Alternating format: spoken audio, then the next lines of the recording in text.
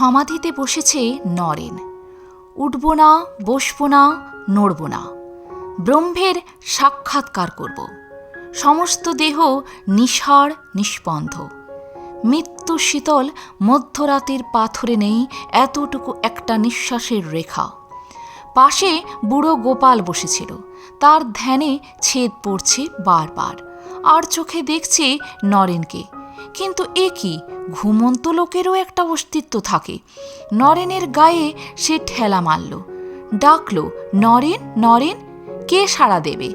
গা একেবারে নিষ্প্রাণ ঠান্ডা। ছুটে দোতলায় একেবারে ঠাকুরের কাছে এসে হাঁপাতে লাগলো গোপাল। বললে, নরেন নেই। নেই? গেল কোথায়? মরে গেছে। বেশ হয়েছে, থাক অমনি কতক্ষণ শূন্য হয়ে। সমাধি সমাধি করে আমাকে কম জ্বালিয়েছে। এখন ঘুরুক সমাধির দেশ।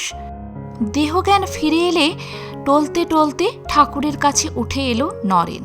ঠাকুর বললেন, কিরে, বেড়ানো হলো একটু সমাধিভূমি? কেমন দেখলি? কিন্তু যাই বল, ঘর তোকে দেখিয়ে দিলাম বটে, কিন্তু দরজার চাবি এঁটে বন্ধ করে দিলাম। বন্ধ করে দিলেন? যেন চমকে উঠল নরেন। কিন্তু তার চাবি? তার চাবি আমার কাছে থাকলো। সে ঘরে যে তোর হামেশা যাওয়া চলবে না। তোর যে অনেক কাজ। কাজ? কিসের কাজ? কার কাজ? নরেন ঝংকার দিয়ে উঠল। আমার কাজ। ঠাকুর তাকালেন নরেনের চোখের দিকে।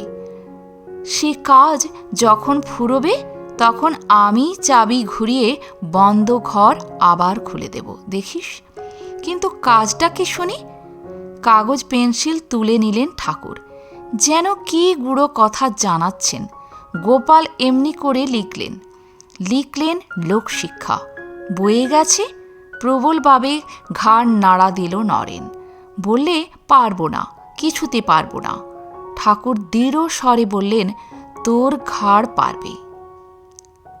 প্রণাম ঠাকুর, প্রণাম স্বামীজি। আজ এ পর্যন্তই। ভালো থাকবেন, সুস্থ থাকবেন। যদি ভিডিওটি ভালো লাগে একটা লাইক অবশ্যই করবেন। আর যদি আপনি আমার চ্যানেলে নতুন এসে থাকেন তাহলে আমার চ্যানেলটিকে সাবস্ক্রাইব করে পাশে থাকবেন। ধন্যবাদ।